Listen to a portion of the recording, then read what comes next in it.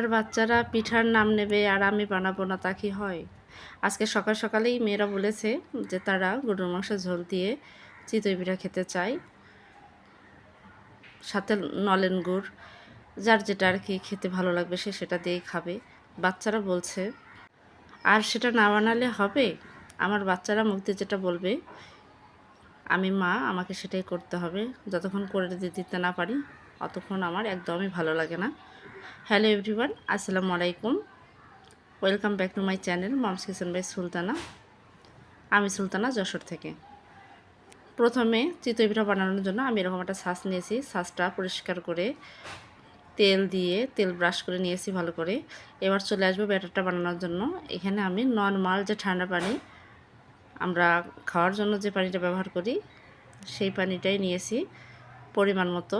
এবার এর মধ্যে আমি চালের গুঁড়া দিয়ে দিচ্ছি। এটা হলো শুকনো চালের গুঁড়া। ঝটপট আপনারা এভাবে শুকনো চালের গুঁড়া দিয়ে বানিয়ে নিতে পারেন। এবার গুঁড়োটা দেওয়ার পরে আমি চামচের সাহায্যে ভালো করে ব্যাটারটা মিশিয়ে নিচ্ছি। কোনো পানির মাপ, চালের গুঁড়ার মাপ দিয়ে বললে আসলে কোনো কাজই ভালো হয় না। আমি আপনাকে 1 কাপের মাপ দেব, 1 কাপে হয়তো বা আপনার 1 থেকে 2 ব্যাচ পিঠা হবে। তো অনেক সময় দেখা যাচ্ছে পরিবারের লোকজন বেশি থাকে, সেক্ষেত্রে কিন্তু 1-2 ব্যাচ পিঠা বানিয়ে পারা যায় না। তাই জন্য আমি আন্দাজের উপর নির্ভর করে আপনাদের সাথে শেয়ার করতেছি। এই যে আমি পরিমাণ মতো পানি নিয়েছি, আমার যতটুকু পরিমাণ দরকার ছিল ঠিক সেরকম হিসাবে নিয়েছি। ওর মধ্যে এরকম ঘন করে একটা ব্যাটার বানিয়ে নিলাম, স্বাদ মতো লবণ দিয়েছিলাম। আর এখন আমি দিচ্ছি এটা ডিবে ফ্রোজেন করে রাখা নারিকেলের যা দাম তা তো আর বলার, কী বলবো, আপনারা সবাই জানেন। তো আমি এরকম নারিকেলটা ফ্রোজেন করে রাখি, আর যখন ব্যবহার করি শুধু জাস্ট নিয়ে ব্যবহার করি। নারকেলটা দিয়ে দিলাম। আপনি দেখেন আমার ব্যাটারের ঘনত্বটা কেমন, এরকম করেই আমি গুলিয়ে নিয়েছি। এবার কিন্তু আমি চুলায় চলে আসলাম। চুলায় এসে মিডিয়াম আঁচে আমি অনবরত নেড়ে চেড়ে এটা একটু কুক করব। একদম খুব জোরে চুলার আঁচটা দেবেন না, এরকম অনবরত নাড়তেই থাকবেন। ব্যাটারটা আপনার আঙ্গুলে সহ্য হবে এই পরিমাণ গরম করতে হবে। আপনি বুঝতেই পারবেন যে কী পরিমাণ গরম করলে এটা হয়ে যাবে। আঙ্গুল দিয়েও চেক করে দেখতে পারেন। আবার যখন আপনি এটা ব্যাটারটা যখন এরকম অনবরত নাড়তে থাকবেন তখন দেখবেন যে চামচের নিচে দলা বেঁধে যাওয়ার মতো হবে। তখনই আপনি বুঝবেন যে আপনার ব্যাটারটা পারফেক্টভাবে হয়ে গেছে। আর আপনার এটা চুলার উপরে রাখার দরকার হবে না। আমি ফার্স্ট টাইম আজকে একসাথে দুই ধরনের পিঠা শেয়ার করব। একটা হচ্ছে আমরা শুকনো পিঠা বানিয়ে মাংসের ঝোল নলেন গুড়ের সাথে খাবো। খাওয়ার পরে অনেকগুলো ব্যাটার বেঁচে গিয়েছিল। পরবর্তীতে ভাবলাম যে এই ব্যাটার দিয়েই দুধে ভিজানো পিঠা বানিয়ে ফেলি বিকালের নাস্তার জন্য। এবার আমার ব্যাটারটা তো হয়ে গেছে, আমি চেক করে দেখেছি। তারপরে যে ছাঁচটা গরমে দিয়েছিলাম, কী পরিমাণ গরম হলে এরকম ধোঁয়া ওঠে উপরে, দেখতে পাচ্ছেন আপনারা। এবার আমি পিঠার ব্যাটার দিয়ে দিচ্ছি। আমি কিন্তু একটু ছোট সাইজের পিঠাই বানাচ্ছি, বেশি বড় বানালে অনেক বড় হয়ে যায়। আমার কাছে সব কিছু একটু ছোটো ছোটোই ভালো লাগে। এতে করে আমার যে ছোটো ছোটো বাচ্চারা আছে ওরা একটা সুন্দরভাবে খেয়ে নেয়, নষ্ট করে না। আর যদি অনেক বড় বড় হয় তখন দেখা যায় একসাথে দুটো খেতে যায়, একটা খেয়ে একটার অর্ধেক খেয়ে আর খেতে পারে না। এখন আমি এরকম ঢেকে দেব। একটা জিনিস স্কিপ হয়ে গেছে, আমি কিন্তু এখানে 1 চামচ বেকিং পাউডার ব্যবহার করেছিলাম। বেকিং পাউডার দিলে প্রথম পিঠাটাই আপনার একদম পারফেক্টভাবে, দেখেন আমার প্রথম ব্যাচের পিঠায় পারফেক্টভাবে ফুলে গেছে। অনেক সময় দেখা যায় 2-1 ব্যাচ পিঠা নষ্ট হয়ে যায় ঠিক করতে করতে। আর যদি আপনি একটু বেকিং পাউডার ব্যবহার করেন তাহলে কি হয়, প্রথম ব্যাচের পিঠাগুলোর থেকেই একদম পারফেক্টভাবে ওঠে। আমার পিঠা কিন্তু খুবই সুন্দর হয়েছিল মাশাল্লাহ। আমি মামি শাশুড়ির দেখে এটা বানাতে শিখেছি। মামি শাশুড়ি যখন বানিয়ে দিচ্ছিল আমি বসে বসে দেখে শিখে নিয়েছি। তারপর আমি বাসায় নিজে নিজে ট্রাই করলে আমার হয়ে গেছে। আমি সব পিঠাই বানাতে পারি, শুধু এই একটা পিঠা আমি বানাতে পারতেছিলাম না, বাট এটাও আমার হয়ে গেছে। কিন্তু এতটা ভালো হবে এটা আমি ভাবতেই পারি নাই। পিঠা যদি কাছ থেকে দেখাতে পারতাম তাহলে বুঝতেন কতটা ভালো হয়েছিল। আমার খুব ভালো লাগে কোনো কাজ করতে গেলে যদি সাকসেস হয়, এটা সবার কাছেই ভালো লাগে। তা আমরা এই যে কিছু পিঠা বানিয়ে নিয়েছি। একদম শুকনো চালের গুঁড়া, কোনো রেস্টে রাখার প্রয়োজন নাই, কিছু নাই, আপনি ঝটপট ইনস্ট্যান্ট বানিয়ে নিতে পারবেন। আর পিঠাও হবে ফুলকো ফুলকো জালিদার। একবার আমার রেসিপি ফলো করে বানিয়ে দেখবেন। আমিও অনেকগুলো পিঠা বানিয়ে ফেলেছি, এবার নিয়ে চলে আসছি খাওয়ার জন্য।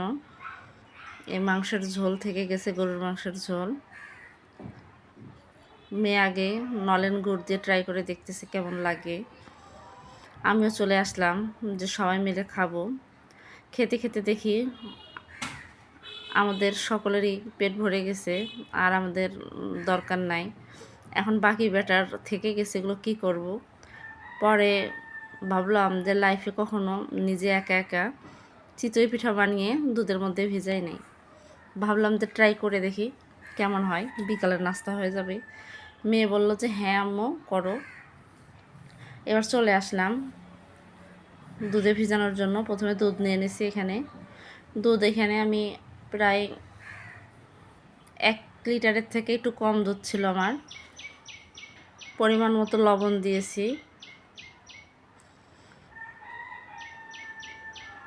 2টো তেজপাতা, 2 টুকরো দারচিনি, 2টো এলাচ দিয়েছি, দিয়ে একটু নেড়ে দিচ্ছি। আমি কিন্তু এখানে নারিকেলটাও ব্যবহার করেছি। এবার আমি পরিমাণ মতো গুড় নিয়েছিলাম 1 বাটি মতো, সেই গুড়ের মধ্যে কিছু পানি মিশিয়ে অন্য পাশে অন্য চুলায় একটু গরম করে নিচ্ছি, যেন দুধ আর গুড় একসাথে হওয়ার কারণে ছানা না পড়ে। আপনারাও করবেন। আমি কিন্তু পাশের চুলায় এটা গরম করে নিয়েছিলাম। গুড়ের মধ্যে পানি দিয়ে একটু বলক দিয়ে নিয়েছিলাম। এভাবে করলে দুধ একদম পারফেক্টভাবে সুন্দর থাকে, ছানা পড়ে না। আর যে কোনো মিষ্টি জিনিসে আপনারা একটু লবণ ব্যবহার করার চেষ্টা করবেন, তাতে করে মিষ্টি খাবারের স্বাদটা বেড়ে যায়। আমার কিন্তু এদিকে দেখেন দুধটা বলক চলে আসছে। এ পর্যায়ে আমি গুড়টা ঢেলে দিলাম। গুড়টা ঢেলে দেওয়ার পরে মাশাআল্লাহ এত সুন্দর সুগন্ধ ছড়াচ্ছিল, একদম খাঁটি, আমাদের যশোরের খাঁটি গুড়। বাড়িতে আর কি গুড়টা বানানো হয়, সেখান থেকে কিনে আনা ছিল। অনবরত নেড়ে চেড়ে দুধটা আমি ভালো করে জ্বালিয়ে নিচ্ছি। যেমন কালারটা দেখতে লাগছিল, খেতেও পিঠাটা খুবই টেস্টি ছিল। এখন আমার হয়ে গেছে, আমি আবারও পিঠা ভাজতে চলে আসলাম। যারা প্রিয় দর্শক এতক্ষণ পর্যন্ত আমার ভিডিওটি দেখছেন, এখনও লাইক দেন নাই, প্লিজ একটি লাইক দিয়ে আমার পাশে থাকবেন। আমার চ্যানেলে যদি নতুন হয়ে থাকেন, চ্যানেলটা সাবস্ক্রাইব করে পাশে থাকা বেল আইকনটি বাজিয়ে দেবেন। যে কোনো নতুন ভিডিওর নোটিফিকেশন চলে যাবে, আপনারা আপনাদের সময় মতো দেখে নেবেন।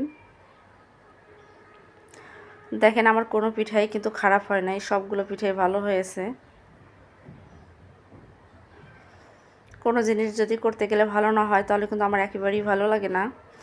প্রত্যেকটা ব্যাচ ভাজতে 2 থেকে 3 মিনিট করে লেগেছে। এই যে আমি ভেজে এই পিঠাগুলো উঠিয়েছিলাম, এখন আমি এগুলো দুধের মধ্যে দিয়ে দিচ্ছি। আপনারা কিন্তু বেশিক্ষণ ঠান্ডা করবেন না। আর এক ব্যাচ দেবেন, দিয়ে যে ব্যাচ উঠাবেন সেই ব্যাচটা আবার দুধে দিয়ে দেবেন। আমার যতগুলো পিঠা হয়েছে আমি সবই এরকম করে ভেজে নিয়ে দুধের মধ্যে দিয়ে দিয়েছিলাম। আর খেতে যে এত মজা হয়েছিল আমি ভাবতেই পারি নাই।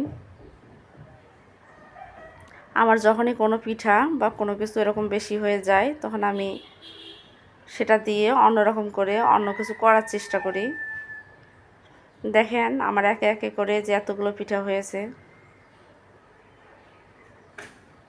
ক্যামেরায় আপনারা কেমন দেখতে পাচ্ছেন জানি না, মাশাআল্লাহ এত সুন্দর লাগছিল দেখতে, খেতেও খুবই মজা লাগছে। আমি কিন্তু কোনো চিনি ব্যবহার করি নাই, গুড় দিয়েই বানিয়ে নিয়েছি। চিনি দিয়েও আপনারা এটা করতে পারেন। আমার ভিডিওটি যদি ভালো লাগে, আমার রেসিপি যদি ভালো লাগে, তাহলে আপনাদের প্রিয়জনদের কাছে শেয়ার করে দেবেন, তারাও যেন নিজেরা দেখে শিখে বানিয়ে খেতে পারে, আপনাদেরও খাওয়াতে পারে। আপনাদের ছোট্ট একটি লাইক আমার অনেক বড় অনুপ্রেরণা। আপনারা সবাই আমার পাশে থাকবেন, আমাকে সাপোর্ট করবেন। প্রিয় দর্শক, আমার ভয়েসের ভুল ত্রুটি, আশেপাশের নয়েসের যে শব্দ, সেটার জন্য আন্তরিকভাবে দুঃখিত। সবাই ভালো থাকবেন, সুস্থ থাকবেন। আবারও নতুন রেসিপির সাথে দেখা হবে। আল্লাহ হাফেজ।